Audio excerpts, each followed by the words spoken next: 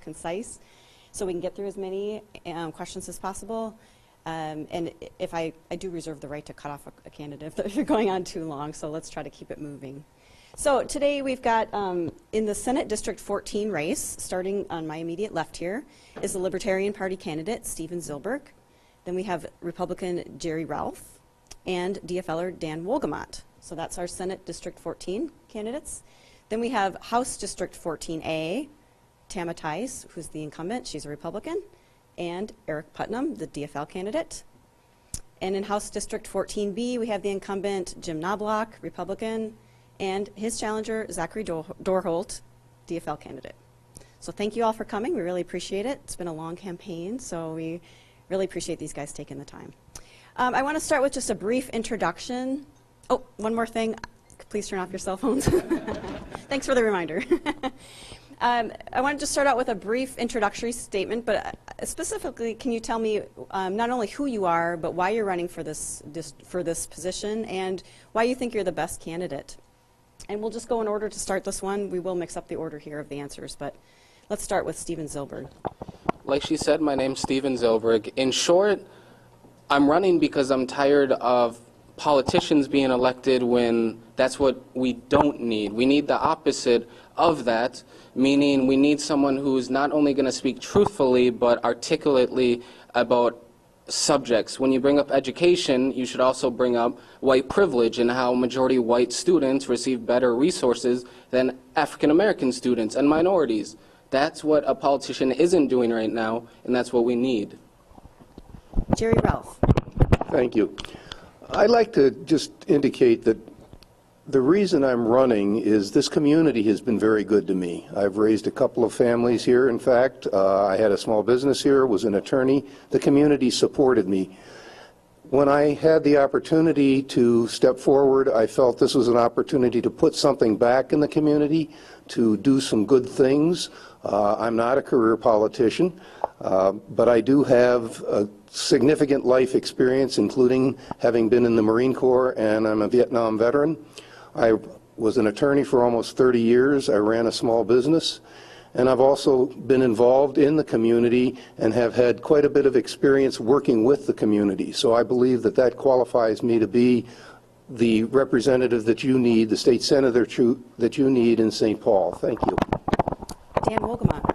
Well, good afternoon. My name is Dan Wolgamott. I live here in St. Cloud with my wife, Nicole, and our two daughters, Lily, who is a fourth grader at Oak Hill, and Polly, who is a crawling baby. I work as a realtor and an assistant high school football coach. So every day I get to work directly with businesses and families and kids, and I see firsthand the negative consequences of legislative gridlock. Over the past year and a half, I've had the privilege of knocking on tens of thousands of doors. And I've learned from those conversations that there's some real challenges in our community, from the rising costs of health care, our deteriorating infrastructure, the quality of education our kids are receiving, our local economy. The list goes on and on. And people in our community really believe that if we're going to come together and achieve results, we have got to move on from these negative, name-calling politics of old and elect a leader who will bring positive energy to the legislative process. So I'm running to do what I do all the time in real estate, which is bring people together in good faith, find mutually beneficial solutions, and get the job done.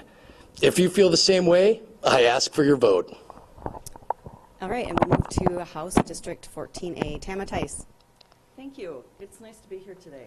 My name is Tama Theis. My husband Greg and I have been in the community for 36 years, and we've raised our sons here. They both graduated from Apollo, and the reason I decided, I shouldn't say we, but Greg was part of the decision. The reason I decided to go to be a representative, and that's an interesting situation. I came in a special, so when I stumble a little bit, it's because it's still kind of scary how everything happened so fast.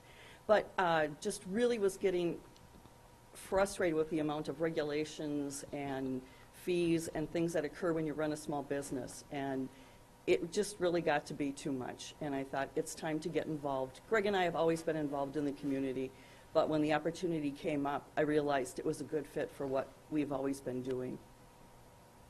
Eric Putnam.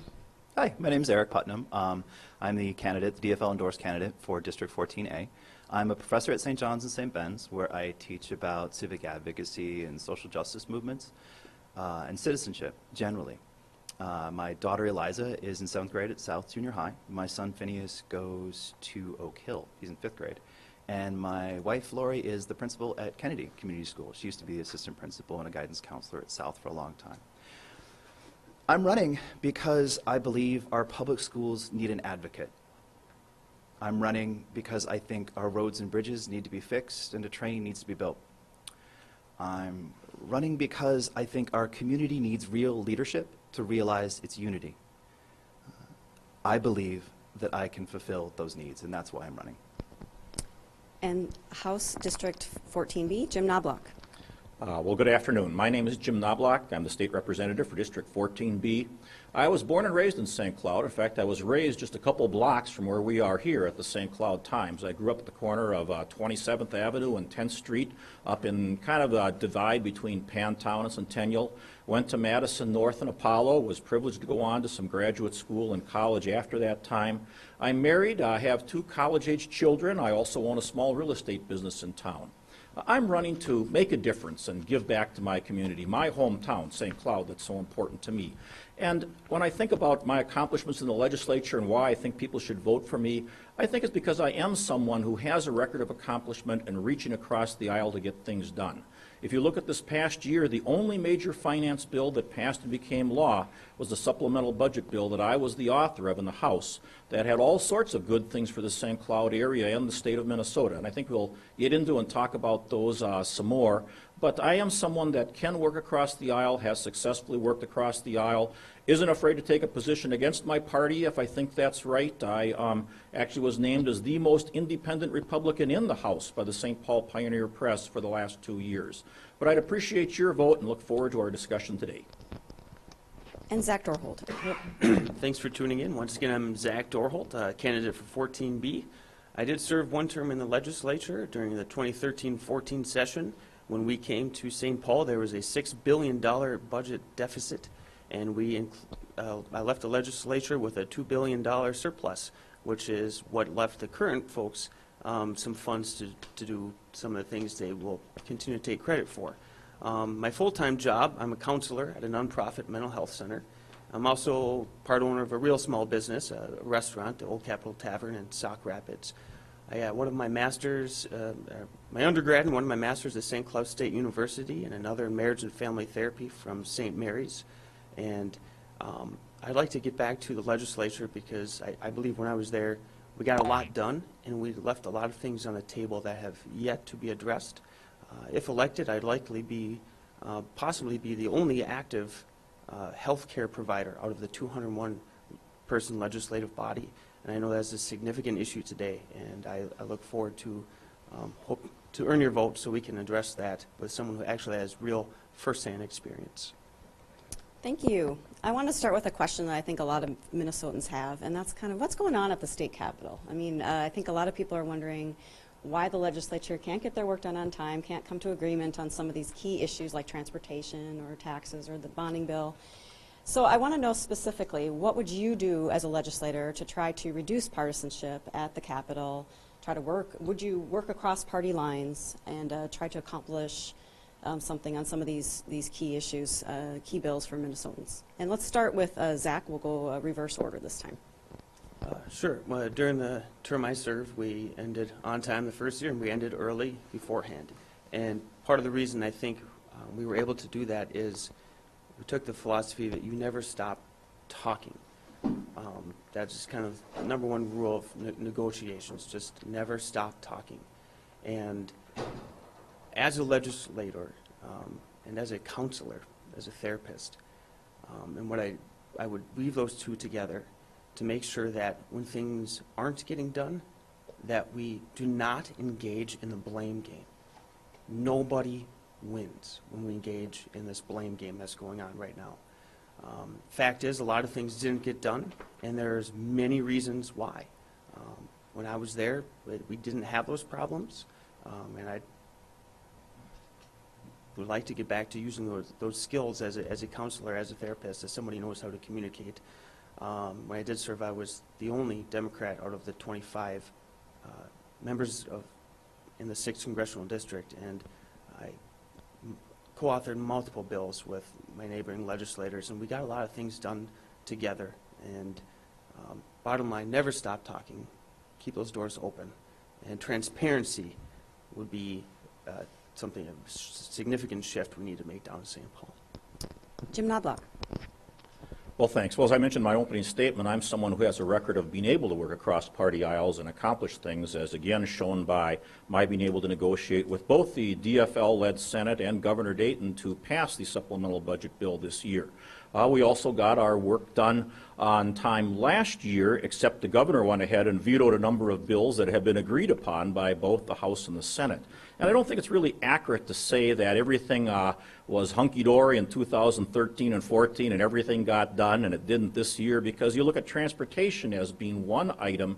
I think everyone understands we need to put some more money into our transportation system, yet there was no major comprehensive transportation bill in 2013 and 14, despite the House, the Senate, and the governorship all being controlled by Democrats. And that's because there are other issues that enter in, splits between rural and urban Minnesota, splits between core city and suburbs, and so forth.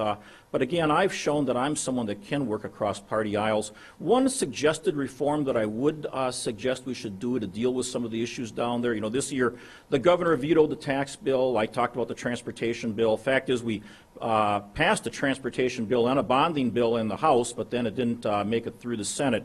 But one thing I think we should do is move what are called the targets, the decision on when we talk about how much money is going to be spent on each of these bills, move the decision point of that earlier. And I actually was involved in this bill that I authored in getting language that sets up a study group to do that and suggests that we do that earlier, because the problem is right now we wait until May before those negotiations happen. And if we did that, say, in March, I think it would be much easier for the House, the Senate, and the governorship to get together, and we wouldn't have some of the problems that we've been having.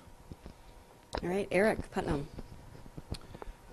We've done maybe 8,000 or 9,000 debate forums at this point in the election period. And so one thing that continuously kind of gets under my skin a little bit is how frequently we talk about bipartisanship at the beginning of a sentence and then throw the DFL majority in the Senate or the governor under the bus in the end of the sentence.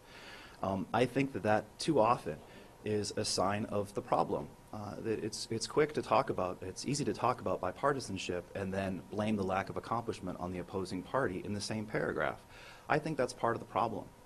To me, I don't consider myself bipartisan, new to politics. I consider myself more post-partisan. And that to me, a party is not my identity. It's a tool I use to get things done. I don't need to rely on the DFL for a lot of the things that legislators often do. I don't need talking points because I'm a professional scholar and I research things on my own. I don't need strategy advice because I teach advocacy to people who eventually will become state representatives. I think that the answer is not necessarily just working across party lines, it's having a different perspective on party lines in general. Tama Theis. Thank you. It's a really interesting question in several ways. I think when I look at a bill or when I have a proposition come before me, I look mostly in how it benefits my community. And that's my first goal. I don't necessarily look at how can I work on this bipartisanly. It's how good is it for the community and which communities can benefit just as well as I can. And I found myself co-authoring or working together with whomever to get some of these legislative issues passed forward that help communities. One was with a gentleman who's from Faribault area and myself.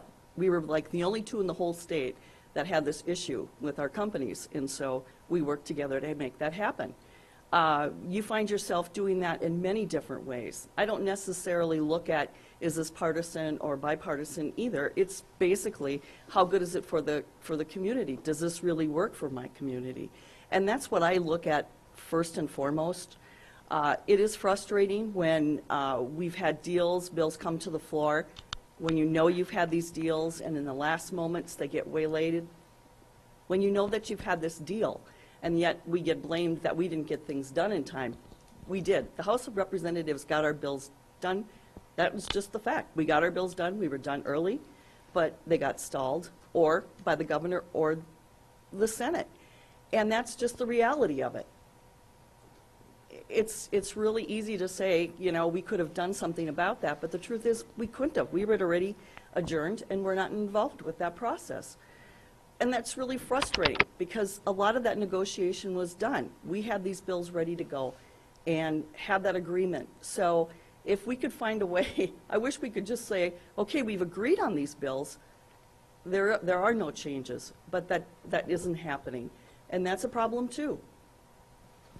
Okay, we'll move to the Senate race, and Dan Wolgamott. Well, one of the biggest reasons that I decided to run for the legislature again was my absolute disappointment with all the bickering and procrastinating and gridlock we were getting out of our legislature.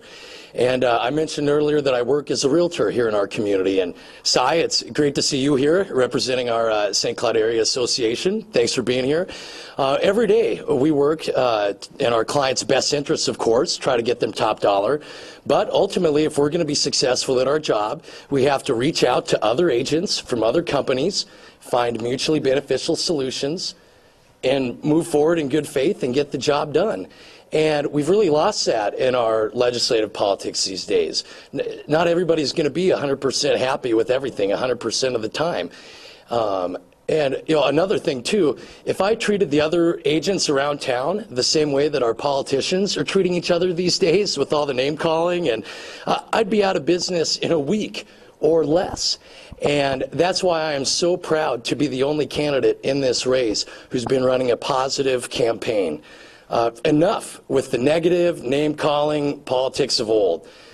We really deserve so much better from the people who are elected to represent us.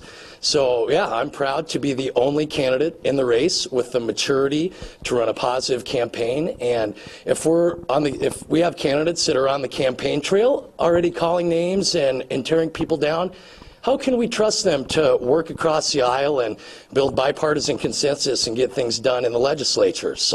So I'm running to be a fresh perspective, to bring some positive energy to the legislative process and get the job done. Jerry Relph. Well, thank you. First of all, the bipartisanship is important, and this continued partisan politics, I feel, is wrong.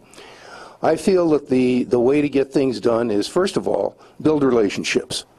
Go down to the Senate, get to know people, work with them.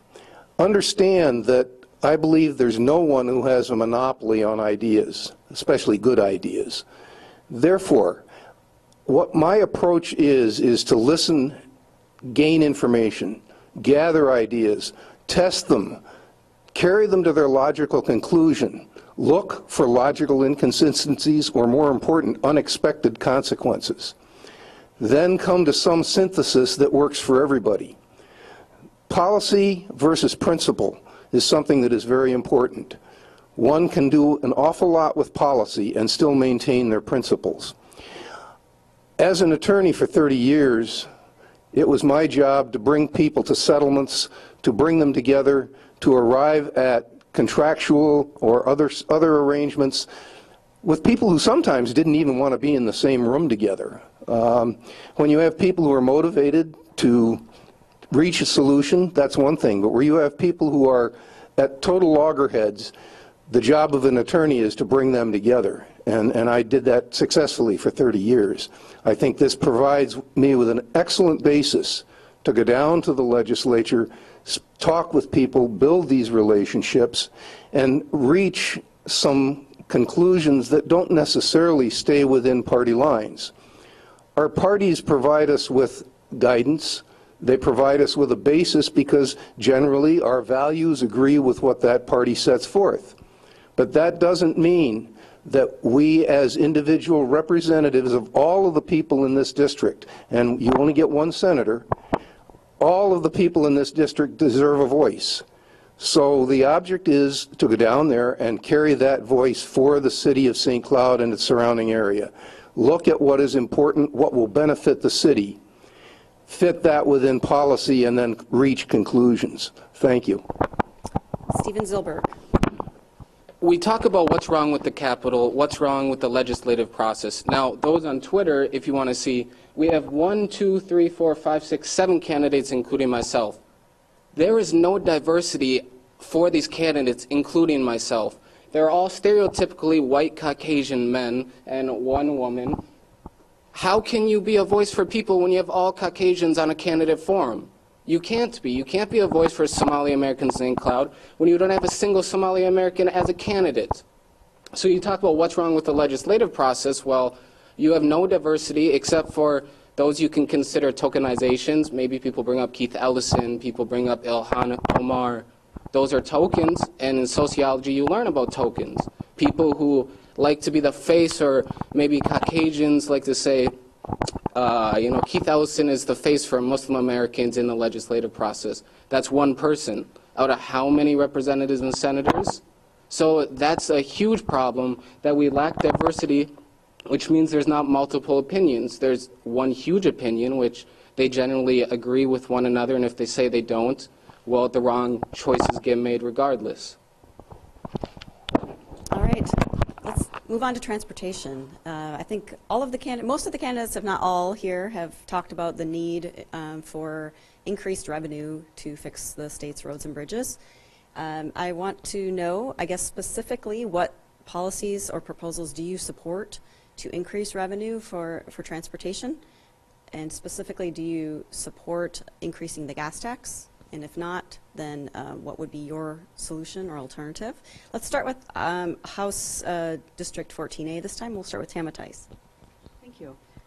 Some of the things that I do support are, it would be Representative Howe's proposal to take take the tax that would be used on a car, whether it be service, parts, tires, anything like that, that would be dedicated funds, not put in the general fund.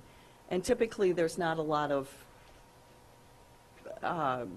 ease about doing that. Nobody wants to take general funds and just dedicate them to a certain something. They want the funds available. But I really think, since transportation is one of our core values, that's what we're supposed to be doing, is transportation, that we have to do something. Right now, our gas tax is quite high when you look at some of the other states. And I think, you asked, do I support the gas tax? I never want to say never, but it is not what I would like to see happen. There are times when I know that certain folks do support it, and if it's something that, okay, I can handle maybe, you know, a couple cents, 3, 4 cents, something like that. I think that's something to look at, but I also think we need to look at ways that this really makes sense. This hits everybody that's using the roads. I look at the gas tax as only hitting a certain percentage of folks. When we talk about using the tax from vehicle parts, whatever, then you're hitting everybody. And that is really what we need to do. Eric Putnam. Well, transportation is one of those incredibly complicated issues that there have been a lot of promises and a lot of discussion about, but for some reason it just can't seem to get done. I'm intrigued by Representative Howe's plan for taxing auto parts, but I'm concerned about taking money out of the general fund for that purpose. I don't think it's prudent to take money out of education to put it into roads. I think that a lot of us probably agree that somehow a new revenue source has to be found. Now, if that's a gas tax or not, I'm not entirely sure.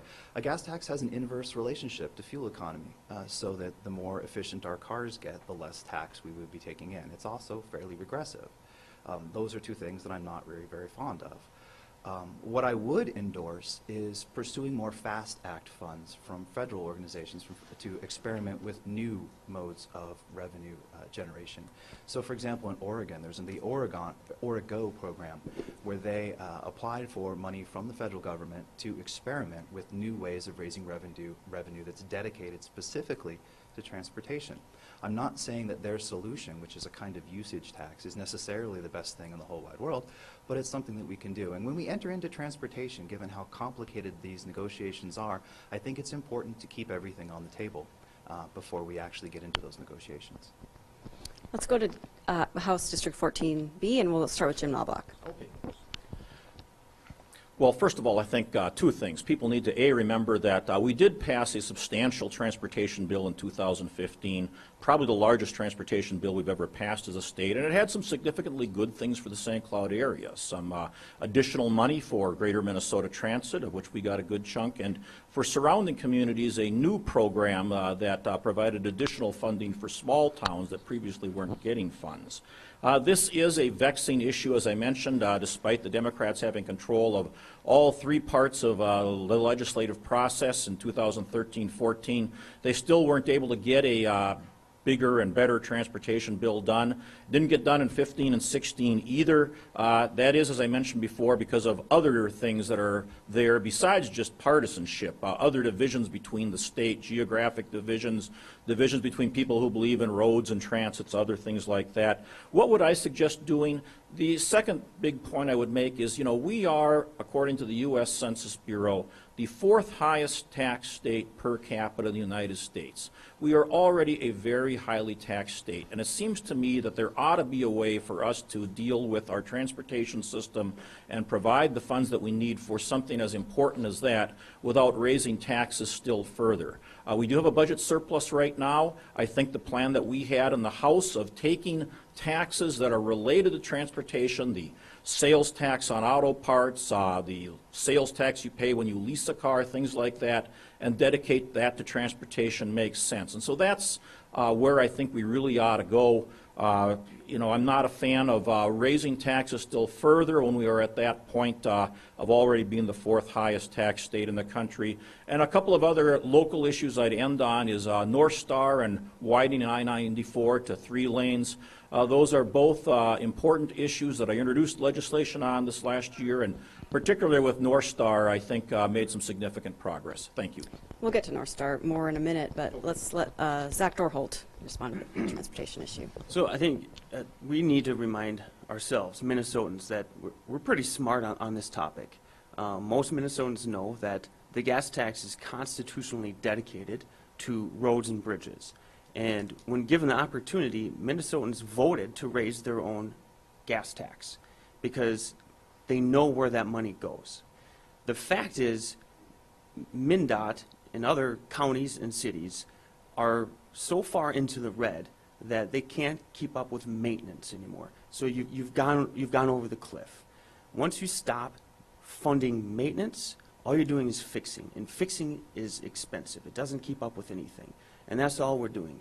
If we're going to take this issue seriously, we have to have new revenue, not just shifts, which I'm open to some of these proposals. I was open to some of these proposals in the past. I co-authored legislation with Republicans that my peers were not excited about, whether it be public-private partnerships. When we couldn't get a comprehensive bill, we started screaming down in the governor's door, and we created the Corridors of Commerce program. It was one-time money, and this is what these transportation bills end up being, just one-time money, not continuously funding the maintenance and the repairs that our bridges and roads need throughout the state. That Corridors of Commerce program that we brought you helped widen. I was the chief author of the one bill that did help widen the lane from Rogers to St. Michael. Once again, that was just one-time money. It helped move a bottleneck a little further north. I'm sure for those of us who commute to the cities and back, it helps a lot. But yeah, it needs to keep moving forward, and that means new revenue has to be part of the solution if we're going to take this seriously. But if we don't want to take it seriously, we can just keep doing the same old thing. All right, let's go to the Senate District 14, and we'll go with Jerry Relph. Thank you.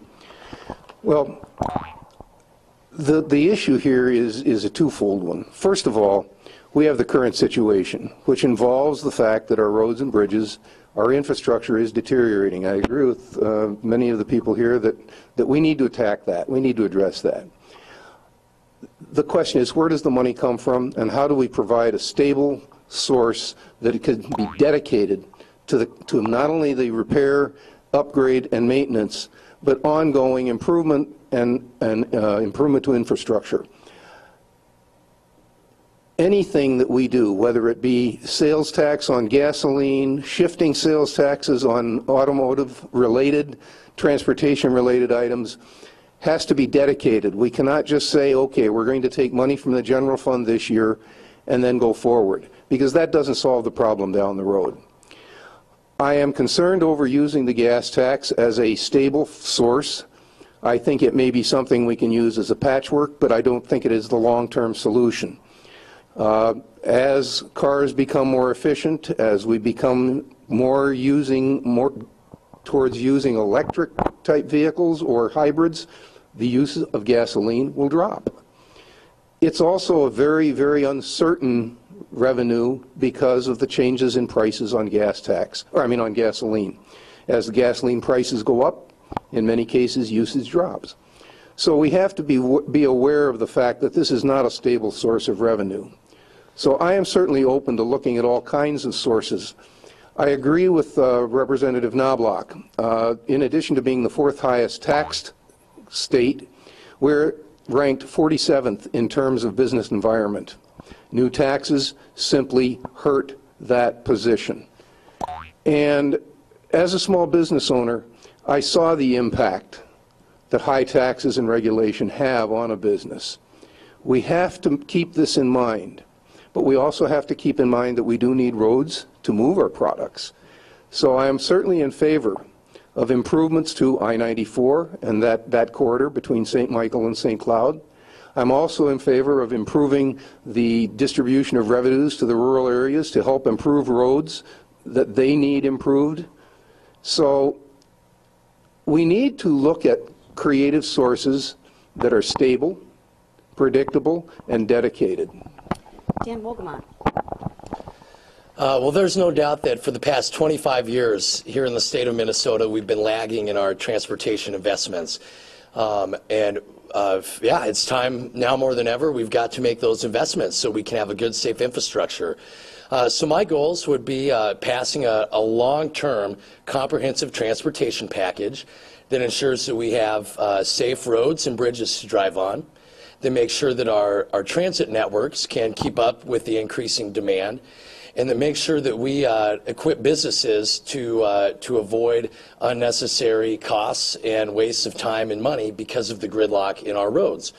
Not only is that what's best for us, but it's an issue of economic competitiveness, because if we don't make those investments in our infrastructure, we're going to lose out to states that do. So the time is now, and we've got to set aside the gridlock and work together. As far as funding sources, again, no more short-term Band-Aid solutions. We need long-term, dedicated funding. Whether that be the gas tax, that's not my top choice because, as has been mentioned, it has diminishing value as vehicles become more fuel efficient. But we need to keep all options on the table because no matter what the ideas are, I'd welcome the chance to work with legislators from any parties and anyone sitting up here to find a long-term, comprehensive solution to our state's transportation and infrastructure needs. Stephen Zilberg. So I've heard two things. One way is we have a surplus. One way we don't have a surplus. You can't have both. What is it? Either we have a surplus or we don't. If we have a surplus, the question is, well, are we going to employ people so they can do maintenance on the roads? The question systematically in Minnesota, the government wants high unemployment because that means workers can negotiate less.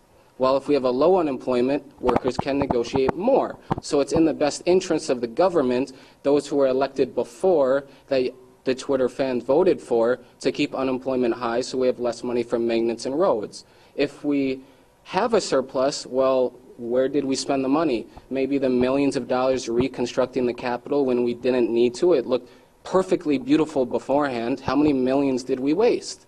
So the people who vote in St. Cloud make a choice. Do you want to keep on voting for people to go to the Capitol to waste your money? Or do you want to vote for people who will get you jobs so you can do maintenance, so we have the lowest unemployment possible?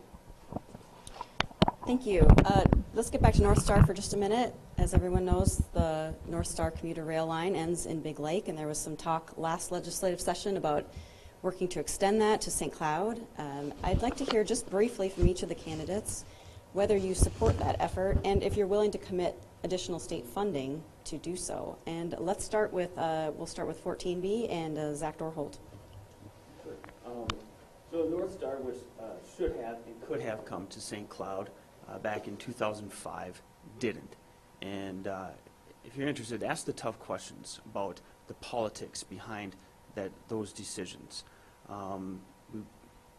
When I did serve, I authored a bill along with Representative Jerry Newton and Senator Alice Johnson that would have helped start some negotiations with BNSF. At that time, BNSF was, as we all know, busy as busy could be, hauling oil cars left and right through the east side of town. Fact is, young people and older people want more multimodal options, and commuter rail is definitely one of those options, and I would be a champion of this issue, and I believe in supporting it with state funds because it's part of the future. Jim Knoblach. Well, I supported North Star when I was in the legislature years ago. To Zach's question about what happened in 2005, the answer is easy. We were depending on a federal match of about 50% of the cost of extending North Star, and the federal government said no. We're not going to give a match to extend North Star from Big Lake to St. Cloud.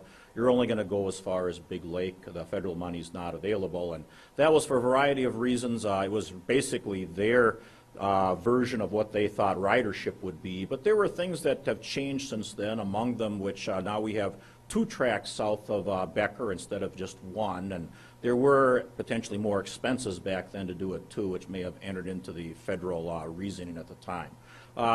I introduced the North Star bill this last year. It's the first bill that's been introduced, I think, in a long time that got any traction to actually move it to St. Cloud. It passed 2 committees before the governor came out against it. Mind you, the governor didn't have his own proposal. He just decided he didn't like mine. And, you know, I'm open to other ideas. I thought the proposal I had was a good one in terms of using the current Amtrak system, taking some of the underutilized North Star trains because they've never had as much ridership as projected, and routing some of those train miles up to St. Cloud. And a consultant that I was working with told me that he thought under those circumstances there wouldn't be any additional cost. But I guess I don't want to give any money to the railroad that we don't have to give to the railroad. My bill was really meant to get negotiations open with the railroad. I think it made some significant progress, and I'd like to be back with it this year. Let's go to Senate District 14. We'll come back to the House candidates here in a minute. But let's go to Dan Wolgamott. Well, one of the most common themes that I've been hearing from people all throughout the community in my door knocking and community events is widespread support for bringing the North Star commuter rail from Big Lake to St. Cloud. It really should have been here in the first place. My wife, Nicole, is actually from Big Lake, and even she can't explain why it should stop in Big Lake when we have such a populated regional center here in St. Cloud. I've talked with numerous students in their dorms about how much it would help them to have the North Star come to St. Cloud. Seniors I visited at Whitney and in their homes see it as a great opportunity for them to be able to go down to the cities and spend time with their family. In basically every neighborhood I've door knocked, there are people who have to commute down to the cities for work that would benefit from this. As a member of our local chamber, I've talked to several business leaders that are in support of bringing the North Star to St. Cloud. So absolutely, it's a great investment for our state, and I would be very much willing to invest state dollars to getting North Star to St. Cloud. Let's go to Steven Silberg. Short answer, yes, I support it. It's a wonderful idea. The only negative part that I've heard about it, certain people in St. Cloud have said they're against it because it might bring crime from the inner cities to St. Cloud. Well, statistically, that's impossible if you look at statistics about it. We have crime here. Look at the vandalism of Muslim establishments all the way up until this week. Crime is here. There's not going to be more crime doing it. And it's a wonderful idea, like I said. Use as much money as we can to build it. Jerry Relph. Wow. I don't think there's any dispute. Seems like both sides of the aisle are pretty much in favor of it. I've supported this, especially when they put the second track in. It almost became a no-brainer, especially in light of the fact that here we have a chance to try a little bit of an experiment without it costing anything.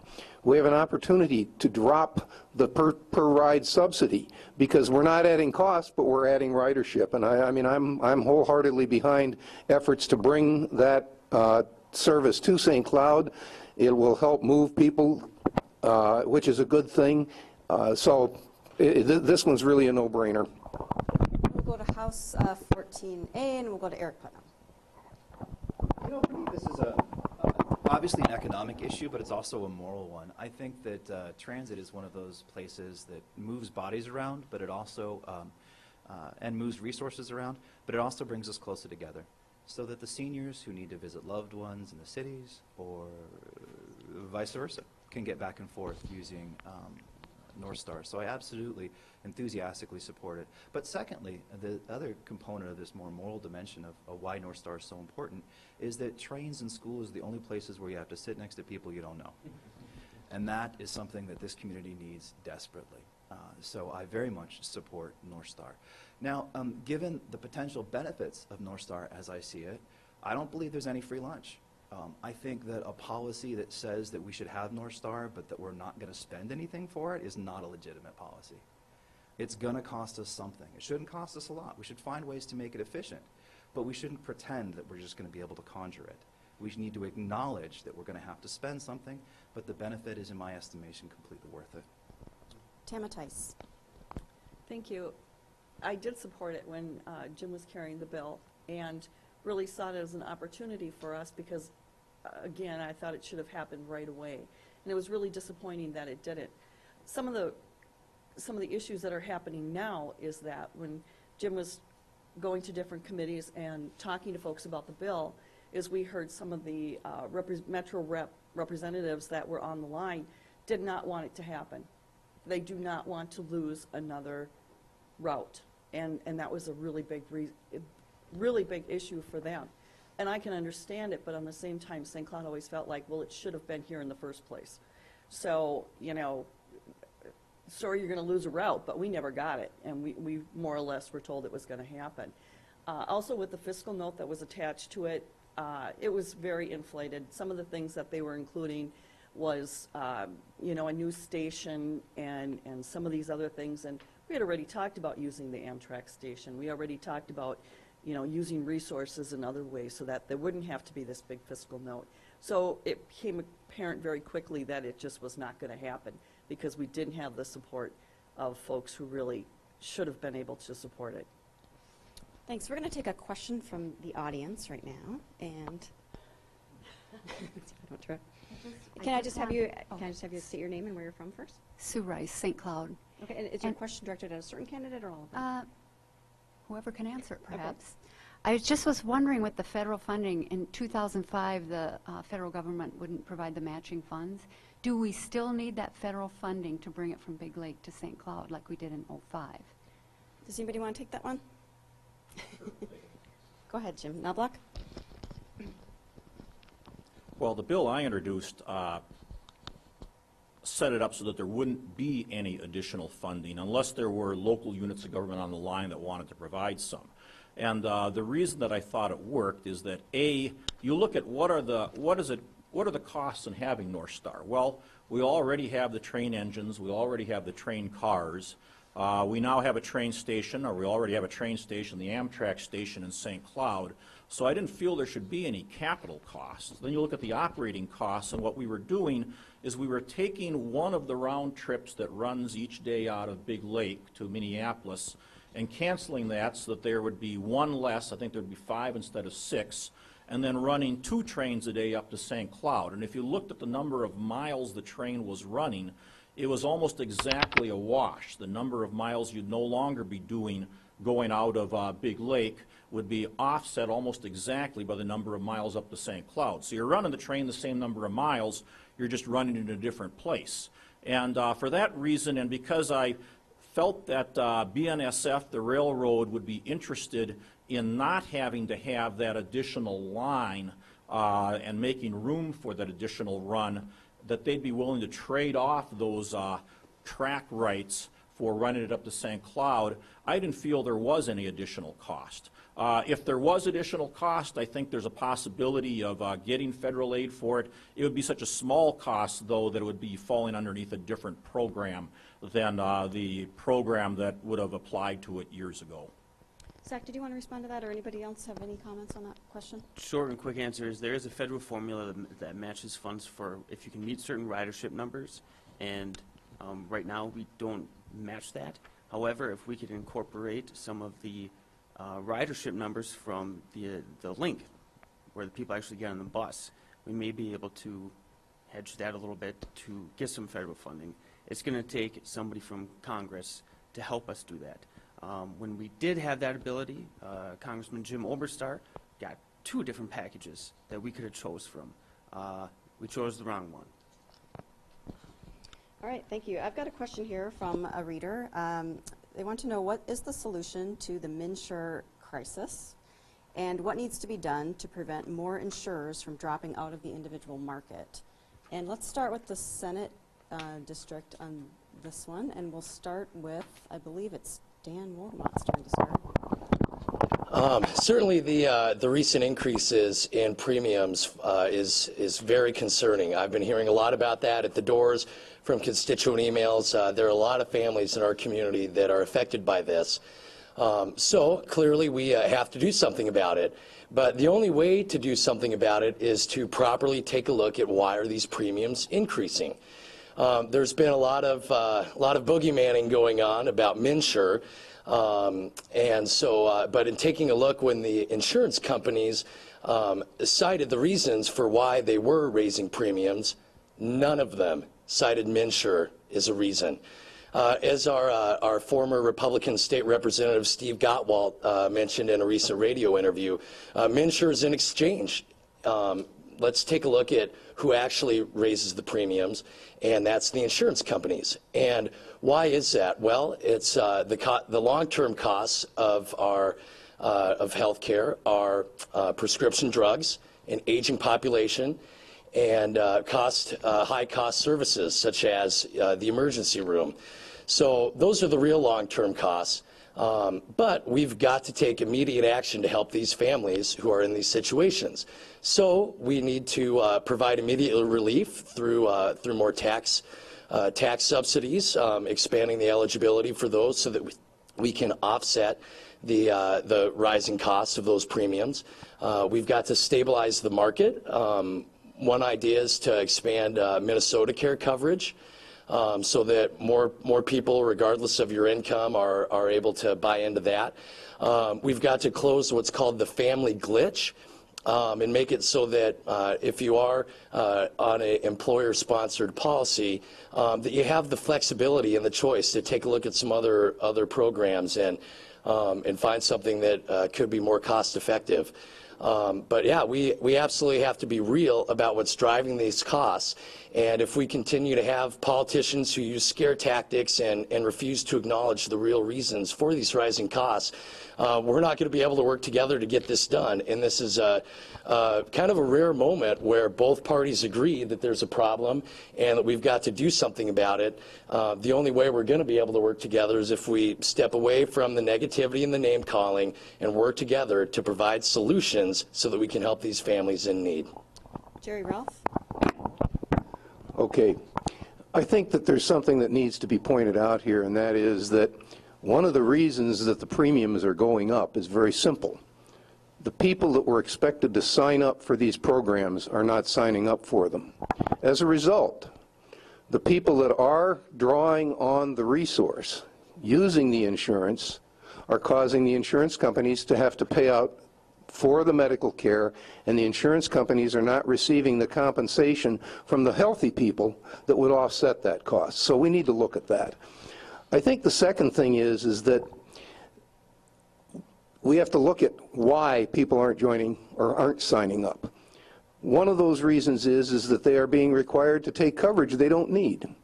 If you're a 50-year-old woman not intending to have any children and are probably past your childbearing years, why should you be forced to take out pregnancy insurance? We need to allow for more flexibility We need to allow insurance to cross state lines so there's competition. I don't see any ads about how I save $750 when I change from one insurance company to another on my health care like I do on my automobile insurance. So we need to bring some competition into the marketplace. Dan mentioned the idea that the MNsure is just an exchange, but that doesn't cover it all. It is a system that was put in place at a cost of almost over $300 million and doesn't work mechanically. So we have to look at that, and I believe that one of the solutions we should look at is possibly going to the federal exchange. That exchange apparently is not working too badly. The third problem we've had is that, and this goes back to who's being covered, the penalty for not getting insurance does not, I believe, go to the insurance companies. It goes into the general revenues of the U.S. government. That money is not being used to help offset the costs that the insurance companies are actually truly incurring because of the disparity in the number of premiums that are being paid in versus the amount of money that's going out for health care. So I think we have to take a very, very, very long look at this whole system. I don't think we necessarily need to scrap Obamacare, which is not within our power anyway, but what we need to do is try and tailor the state program to more suit the needs of the people. And I agree with Dan in all of the door knocking that I'm doing. This is one of the hottest issues, one of the most important things to people. I think it's something that if I'm elected, I will be looking at from day one when I get to the legislature to try and find creative solutions. Since I was called by name, can I give a very quick response? Yes, please.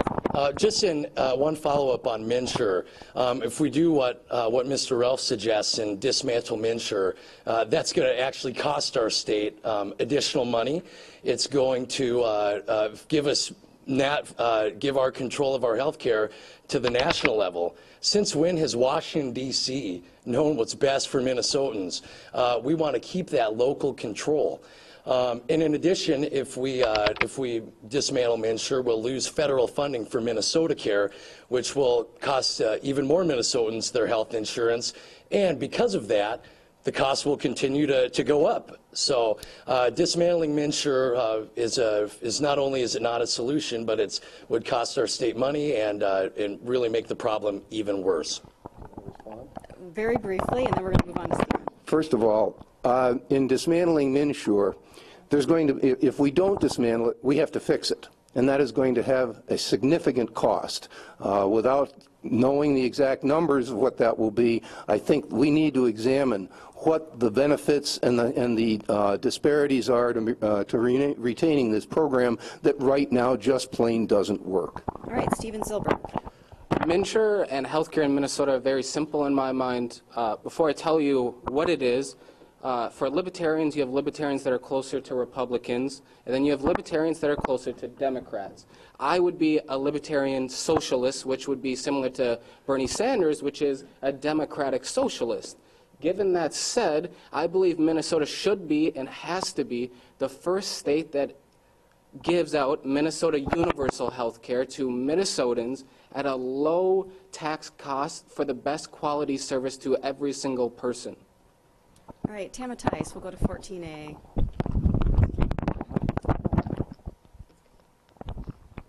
Thank you.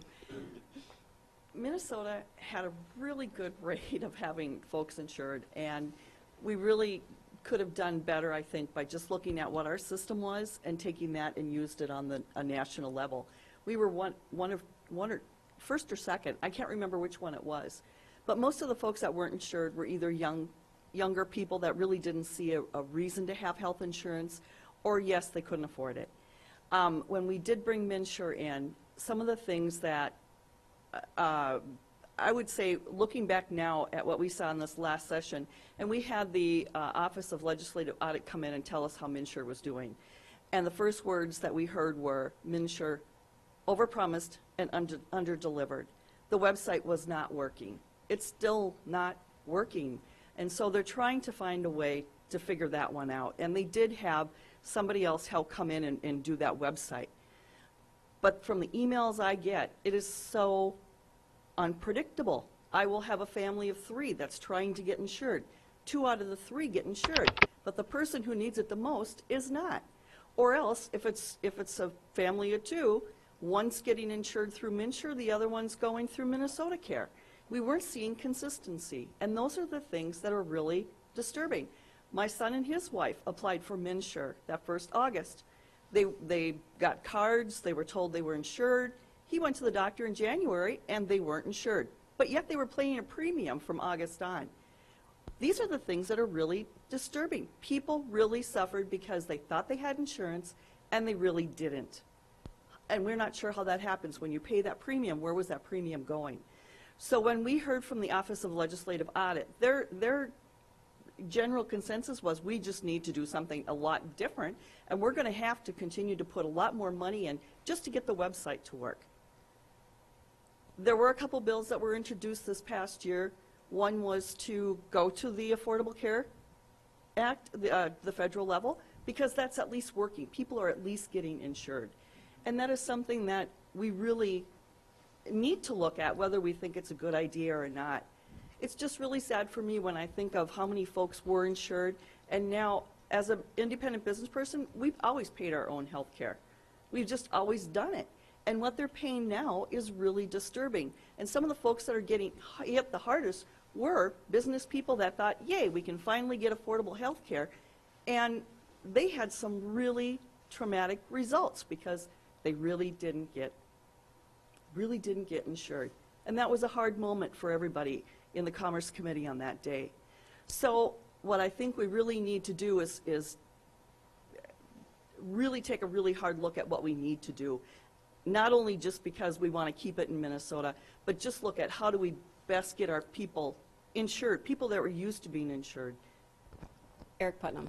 I'm going to be very brief because we're running out of time, but this is an incredibly important issue, both to the Minnesotan community and obviously to me personally, because according to recent negative TV ads and radio ads, I built MNsure along with the Senate office building. Despite not being in office, I managed to do that. But the MNsure situation is incredibly complicated, partially because what it was intended to do was extremely ambitious. In a number of ways, it has clearly not worked out. But in other ways, the Affordable Care Act has had some tremendously positive impacts nationally and within Minnesota. Minnesota is down to its lowest rate of uninsured in its history, with the 5th lowest uninsured in the country, largely because of the interventions of the Affordable Care Act. So I want to second what Dan said, and actually what everyone else has said here, is that I think that now we have a rare opportunity for generating the political will to make substantial changes in how we cover everyone. It's wonderful to hear people on all sides of the political spectrum praise Obamacare as being productive. I think that gives us an opportunity to capitalize on the strengths of the Affordable Care Act and particularize them to our particular situation in Minnesota. So I see this as a real political opportunity to do something substantial for health care. Jim Knoblach. Well, thank you. Well, MNsure is a disaster. You know, we had probably the best health insurance system in the United States here 4 or 5 years ago in Minnesota. Only something like 8% of the people in the state didn't have health insurance. And the vast majority of that 8% actually qualified for public health care programs like Minnesota Care and medical assistance. It wasn't because of MNsure that they are now signed up. They were eligible for all those things anyway. But then with the passage of MNsure and at the state level and everything else that went with it, it really wrecked the system that we have. And that's one of the big differences between my opponent and I. Zach voted for this, and I would have never voted for it. You know, we are where we are now, and people are really hurting. I have talked to lots of people who are seeing these huge increases in premium, but even worse than that in some cases is that Governor Dayton has allowed the insurance commissioner to cap the number of people who can get insurance through these plans at a level that there are thousands of people who are not going to be able to have insurance when January 1st comes along, no matter how much money they want to pay. And so we really need to do something here. I suspect, much as I'm not a fan of special sessions, that the governor is going to have to call us back sometime before the first of the year to do something so that people can get health insurance. I mean, they're required by law to have it, and then they're not going to be able to get it no matter how much they're willing to pay. What a crazy system is that? You know, what should we do? you know, Obamacare is not a cure-all. The Affordable Care Act, it's got its own problems. I think it's going to be facing some of the same problems as MNsure in a few years, but it does have a working website. So at least let's scrap the MNsure system and go to the federal system so people can at least shop for their insurance. Secondly, we don't allow private for-profit companies to market health insurance in this state. Yet the largest company that does that in the United States, United Healthcare, is based here in the Twin Cities. Well, why not allow people that market health care, whatever they market it as, if they're for-profit or nonprofit, to sell it? It would give people more choices. It should drive down the cost. There's a lot of other things we need to do, too, talking about mandates, transparencies, but in the interest of time, I'll stop now. Zach Dorhold. Sure. So we have to remember that when we chose to opt in with MNsure, we received Medicaid expansion dollars. And those directly impacted the people I work with. As a counselor, I work with adults who live with serious and persistent mental illness, many of whom were kicked off of a former program called General Assistance Medical Care by then Governor Tim Plenty. And many of those folks ended up on the street. Many of those folks ended up costing the system more, and that change cost some of those folks their lives. If we're going to be serious about addressing the fundamental flaw of the ACA, which is that it didn't have a public option, and that is very frustrating. We can do that here in Minnesota. So there's three things we could do. One, we could pass the Minnesota Health Plan, which would be universal single-payer health care for all Minnesotans. Two, we could create our own public option, which is allowing people to buy into Minnesota Care. And three, which I think we have to do day one to address the rising costs that private insurance companies raised, not MNsure. MNsure is a system. Yes, it has its flaws, but MNsure didn't raise rates. Private insurance companies raised rates, and we need to do something day one to get some rebates to those folks who are stuck in the middle with these high costs. All right, we are getting low on time. So in lieu of a closing statement today, what I want to ask the candidates to do, since this has been such an unusual campaign season, especially the presidential race, I just want to hear your thoughts on what's happening nationally, and are you supporting and voting for your party's candidate for president? Stephen, we'll just give you the choice here, how you want to answer. But let's start with Zach, and let's start with, actually it's fine, we'll start with Stephen, and we'll go down the line. Well, originally I was thinking Gary Johnson, but more and more I'm thinking Jill Stein, which is the Green Party candidate, who I think has the best policies, both foreign and domestic here. And besides nationally, the only other topics that I think people should really worry about are social topics like police brutality that people here would affect when they're in the Capitol building. If you want to date, numbers, 146 or 7 Minnesotans have been shot and killed by police in the past 10 years, and we haven't touched that once today. And so I think that's a huge topic, and Jill Stein, like I said, she does answer that very, very particularly and in the best fashion. Jerry Relph. Well, this election is about the next 40 years. So I think we have to very carefully think about who we want as president. I think we have to be very careful and weigh the options. So at this point in time, I am going to support a candidate that is going to put conservatives or moderates on the Supreme Court. We cannot afford to have a Supreme Court that is overbalanced in any direction. It is the last guardian of all of our freedoms and rights, and we need to have objective, conscientious, concise, and critical thinkers on that court. So that's what I would indicate, that I am looking at what person will best serve the United States by their appointments to the Supreme Court. Dan Wolgamott. Well, the biggest, number one thing I've been hearing out at the doors and on the campaign trail is frustration with how this 2016 race has been going. All the bickering, all the name calling. I often hear people say that these politicians are just acting like a bunch of grade school children. And I say, oh no, I've got a grade school child, and she would never act that way. You know, we deserve so much better from elected officials up and down the ticket. And again, within this toxic climate that we've had lately, I am so proud to be the only candidate in this race with the maturity to be running a positive campaign. And that's what I hope that all of us here would do on the campaign trail and if we're elected. And that's what I hope that our leaders up the ticket will be doing. So Dan, let me just rephrase the question again. Do you support your party's candidate for president this year? Yes, I do, and I think it underscores the fact that no matter who wins this race, we need our people here locally to be responsive and work hard to fulfill our constituents' needs. All right, Tama Theis. Whoops. Thank you. I'm going to support my party's. You know, I can't vote any way but Republican. As Jerry had said, I really look to the Supreme Court appointees and believe that's the only responsible decision that I can make at this time. Eric Putnam. Yeah, I respect that point of view of thinking of the long term and the Supreme Court as an important issue, and that's in the back of my head as well. Although I don't have the same faith that Trump would suddenly become rational and choose someone who was rational. I think he probably already has a list of his buddies that he would put in that position before he would put a constitutional conservative, because he's not a traditional candidate. In fact, he's a very dangerous one. I'll be clear that I am not personally deeply excited about Hillary Clinton. To be frank, I found her comments about Nancy Reagan and her support for AIDS morally reprehensible. But that's still an awful lot better than Trump. And so I will be supporting Hillary Clinton.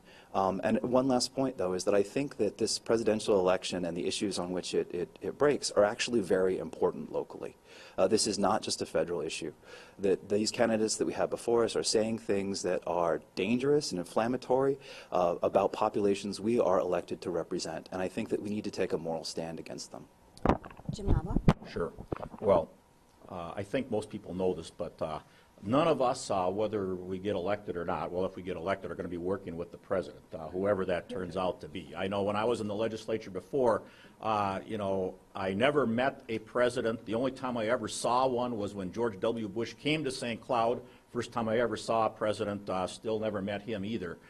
So it's not, you know, in many ways, all that applicable to the work that we're directly doing ourselves. I do have big problems with Hillary Clinton, you know, the emails, the Clinton Foundation, what seems to be pretty clearly doing a poor job of dealing with security clearance and security information. But I also do have some problems with Donald Trump, and I have on a couple of occasions publicly criticized him. I tweeted out criticism back when he made the comments that were made about the Gold Star family and Captain Khan, who gave his life for our country in the service. And just recently here, I really found some of his comments about women appalling, and tweeted out criticism of that as well. Again, we aren't going to be working with the president directly, and I guess I think this, you know, is sort of a personal question on how a person is going to themselves going to vote, and I guess I believe that's my own private matter, and so I'm not going to disclose that. Zach Dorholt. Own private matter to get out of an extremely intense presidential debate. I'm going to be supporting my candidate, my party's not me. I'm going to be voting for her, Hillary Clinton, and I'm going to be working hard to hold her accountable to the values that I and Minnesotans hold close. The coolest thing about Minnesota is we had amazing turnout at the caucuses this year. It's the only state where Donald Trump didn't get first or second place. Marco Rubio won, and that's great. That was awesome to see a young, smart conservative like that get first place in Minnesota. And also, my guy Bernie Sanders got first place here. And so, no, we don't get to be so excited about every single person on the ballot. But we do need to vote for the ones, and we do need to fight and push them and make them accountable to what it is we want here. Because as Tip O'Neill would say, all politics is local. Change comes from within, and it grows upwards. So let's bring Minnesota to Washington, and I think it would be easier to do that with Hillary than the other candidates. All right, I want to thank everybody for coming today and all the candidates for participating. A reminder that this live stream will be posted on the St. Cloud Times website afterwards, so you can view this at any time. And let's just give all the candidates a round of applause. Thanks for watching.